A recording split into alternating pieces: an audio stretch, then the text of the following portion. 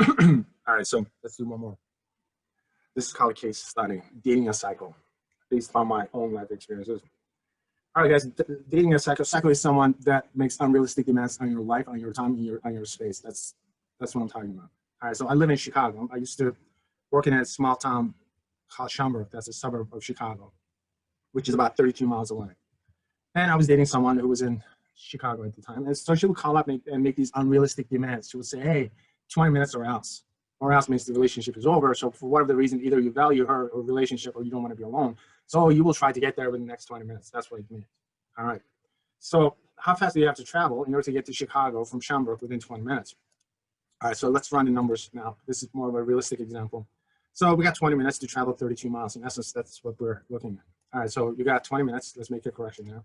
And travel 32 miles. So how fast do you have to travel in order to save the relationship? Ooh. All right, so you do a conversion to seconds. Here you have to do a conversion to meters. Next thing you have to do is just pick out the formula for this one. So that's the speed formula. Number crunching in terms of the metric units, meters and seconds. And then you end up getting a number in terms of meters per second that needs to be converted to miles per hour. And then when you do the number crunching, you end up getting 96 miles per hour. That's it. All right, 96 miles per hour. So how does that work? All right, so let's apply this to a real life scenario. So for you to be able to travel 32 miles within 20 minutes, you have to go about 96 miles per hour. So does this mean that you just go up to 96 miles per hour inside the parking lot and then try to make a left or right turn and check to see what happens to the car? Let's assume that you can survive that. What are you going to do with the traffic? Traffic is not going to move at that speed. Are you going to target pedestrians at 96 miles per hour? So notice that it doesn't make sense. Just getting a number like 96 miles per hour, what does it even mean? And how do you actually accomplish something like that? Because we got problems. When we come up with these numbers, you get this 96 miles per hour, but real life is you speed up, you slow down, you change direction, you have to go ahead to speed up the traffic. If there's a red light, you have to stop. So what's happening? I mean, speed is going to keep changing. Given the fact that the speed keeps changing, this 96 miles per hour must be our average speed. So what that means is this formula gives you your average speed. All right, so which means that you have a measured distance or measured time, and from that you end up getting your average speed. And there's something else called the instantaneous speed. And before we discuss that, so 96 miles per hour is not going to work. At the time I had a car, Ford Tempo. Ford Tempo had speedometer went up to 90 miles per hour. The car would not travel faster than 75, so it's not going to happen. You can't even get up to that speed. So which means that I would have to negotiate. I would say, hey, my car doesn't go up to that speed.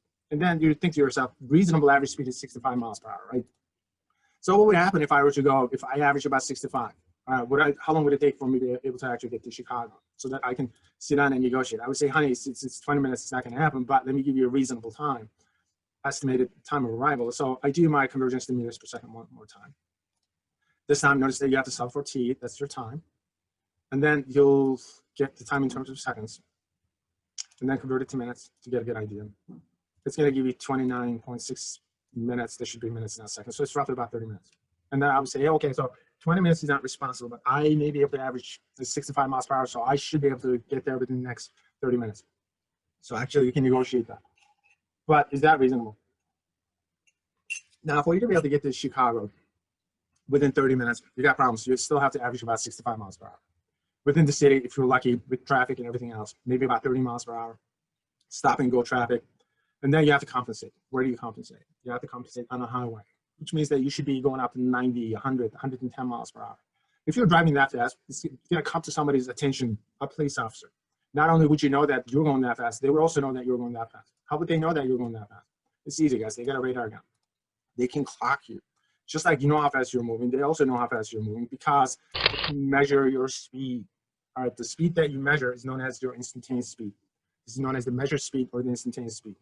So that's how fast you're moving at a given point in time. And they would proceed to write you a ticket for that. All right, bit of a creative project based on the story that I just gave you. So he's talking to his girlfriend. She says 20 minutes or less, 20 minutes or else, more like it. So you do the competition. So it's 96 miles per hour. And it's get into the car. I love the acceleration. His body moves in the opposite direction, gets pulled over, and gets the ticket. The nice thing about this story is the Disney-like ending of it, guys. At 96 miles per hour, it's going to take you 20 minutes. At 65 miles per hour, it takes you 30 minutes. For relatively short distances, like 30 to 40 miles, when we go really fast, we're not saving a lot of time. In fact, you end up saving about 10 minutes. And I spend more than 10 minutes a day just pissing, so it's not worth your lives, or it's not worth risking somebody else's lives either.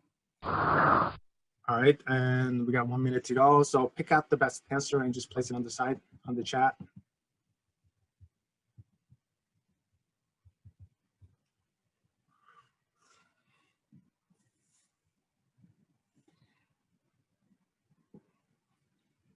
Okay, good. I see a lot of B's. B is the best answer, so that's your honest B. All right, let's do one more.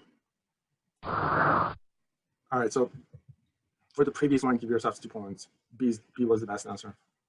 And this one is instantaneous speed, C, so give yourself additional 2 points for that one. Okay, so with this, the lecture is over. All right, so we will continue from this point on. Next time we start the lecture, at the beginning of the lecture, 5 minutes before the lecture, there's gonna be a pre-lecture quiz. So that's what you need to do. So you have to show up 5 minutes before. And there's gonna be a participation quiz at the end of the lecture. Participation quiz will have these questions that we just went over, the multiple choice questions. All right, the lecture videos, I will make the videos. Obviously, I'm gonna make them available on a regular basis. What else? I've noticed that I'm giving the same lecture 2 times in a row. And the first one is gonna be live, the second one is gonna be a recording. So once again, the participation is going to be required.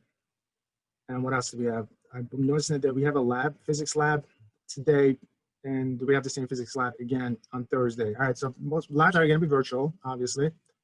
And when we do the lab, we're going to start the labs next week, I think. And when we do that, the first hour, we will work in groups, and that's it.